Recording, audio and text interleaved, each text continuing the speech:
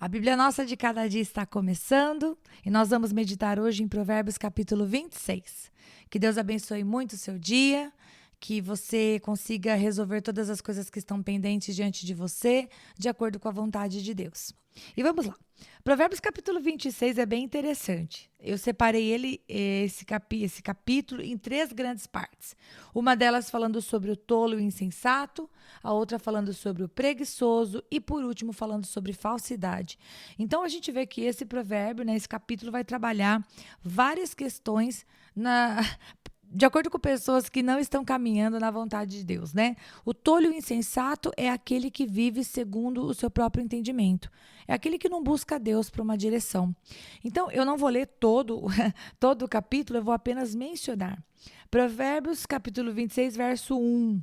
O tolo não deve receber honra. Nós não devemos elogiar aquele que está vivendo a vida de maneira insensata. O tolo, no verso 23, deve ser corrigido com vara. No versículo 4, no versículo 5, diz que nós devemos responder ao tolo, não de acordo com a tolice dele, né? Nós não devemos nos parecer com ele, nós não devemos pagar na mesma moeda. Mas a Bíblia diz que nós devemos responder a ele para que ele não pense que está certo, né? Então, com sabedoria, com mansidão, com palavras brandas, você deve responder ao tolo na esperança de que ele o escute, né? Para que ele também não ache que está certo. Outra coisa, versículo 6 diz que nós não devemos enviar mensagens através do tolo. Em outras palavras, né? Quando você confia no tolo para que ele faça alguma coisa, há uma grande chance de que você vá se arrepender, porque ele não vai fazer com esmero. Rita, então a gente deixa o tolo totalmente no descrédito? Ao contrário, a gente ora por ele, a gente orienta ele até que ele se torne uma pessoa insensata. Mas enquanto ele está vivendo a tolice dele, por mais que seja uma pessoa engraçada, uma pessoa boazinha, contar com essa pessoa pode te trazer problemas. O versículo 7 vai dizer que o provérbio, né? Quando a pessoa tola tem uma palavra de sabedoria na sua boca, isso é inútil, né? Então, uma pessoa que vive a vida dela totalmente longe da vontade de Deus e que vive falando da Bíblia como se aquilo fosse a verdade da sua vida, na verdade, ela está fazendo algo que é inútil, né? A sua vida não concorda com aquilo que ela está falando. Verso 8, novamente vai dizer: o tolo não deve receber honra. Verso 10, o tolo não deve ser contratado, né? Olha que coisa. Quando nós vamos contratar um funcionário, alguém para prestar um serviço para nós, é muito importante vermos se aquela pessoa é uma pessoa que, além de ser perita no seu trabalho, é uma pessoa fiel, né? É uma pessoa que honra com a sua palavra, é uma pessoa que não vai trazer para você nenhum dano, porque você vai confiar nela, não só no trabalho dela, e você muito provavelmente pode se arrepender. E verso 11 diz que o tolo ele volta a cometer a mesma atitude de antes. E aqui no verso 11 é posto de uma maneira até forte. Esse versículo eu vou ler. Diz assim: como o cão volta ao seu vômito, assim o insensato repete a sua insensatez.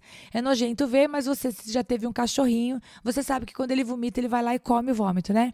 E pra gente pensar nisso é bem nojento. Mas a Bíblia vai usar isso como exemplo para dizer: o insensato ele comete a sua insensatez, e depois ele comete de novo, e ele comete de novo, até que se arrependa. E quando a gente acha que Salomão já falou tudo de ruim que podia falar a respeito de uma pessoa, aí Salomão vem e arremata com aquilo que a gente lê no versículo 12. Olha o que está escrito. Você conhece alguém que se julga sábio?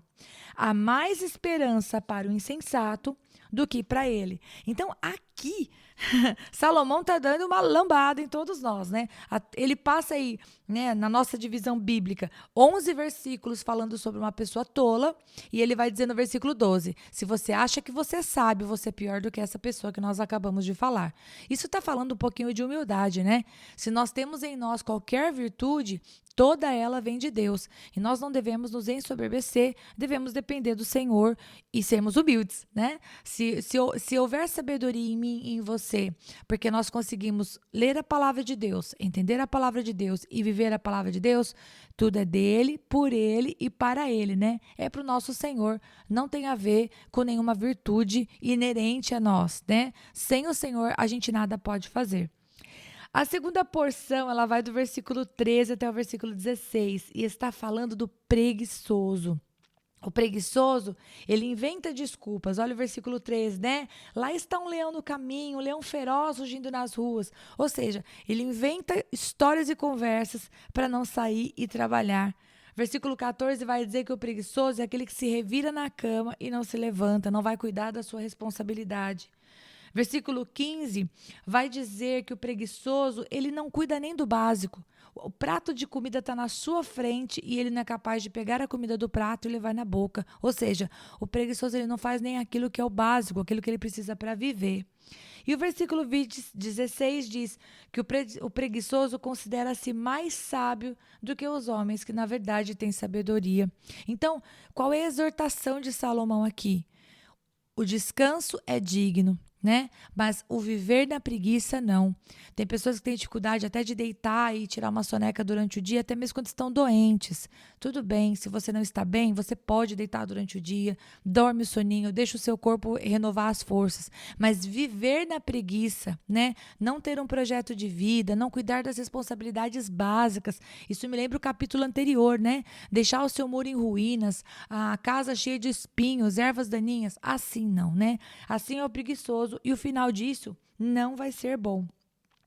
E o terceiro bloco, né, é o que fala sobre falsidade. E eu destaquei aqui os versículos que vão do versículo 23 até 26, né? Quem é o falso? O falso é o perigoso, né? O falso é aquele que você pensa, poxa, é verdadeiro, e daí você descobre que não é. Isso serve para tudo. Pode ser uma bolsa falsa, uma joia falsa ou uma pessoa falsa. Que frustrante é quando você paga caro por algo e descobre que é falsificado. Assim também como é triste quando você confia num amigo e acha que ele é um amigo verdadeiro e você descobre que é um amigo falso. E aqui nós vamos ver algumas características da falsidade. Versículo 23 fala só, esse aqui eu preciso ler, olha o que diz. Como uma camada de esmalte sobre um vaso de barro, os lábios amistosos podem ocultar um coração mau. Então o falso, ele tem um coração mau e as suas palavras, elas são fingidas. É como um esmalte que é posto sobre o vaso de barro. Por baixo é barro, mas em cima dá aquele ar de nobreza, o esmalte dá aquela melhorada na aparência, mas o coração do fingido é mau.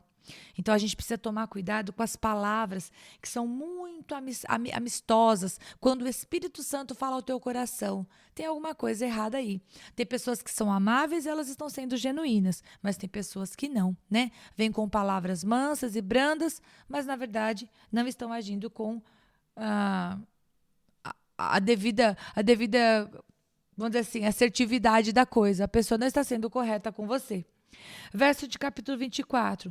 O coração tem falsidade e as palavras, o que elas fazem? Elas disfarçam as intenções, né? Então a pessoa vem e fala com você de outras coisas, de uma outra maneira, tentando esconder aquilo que está no coração dela, que é a falsidade. Verso 25. Eles têm uma conversa mansa, mas a Bíblia diz, não acredite nele, porque o seu coração está cheio de maldade. E o verso 26, pode até fingir e esconder o seu ódio, mas a sua maldade será exposta. Uma hora ou outra, o falso é descoberto.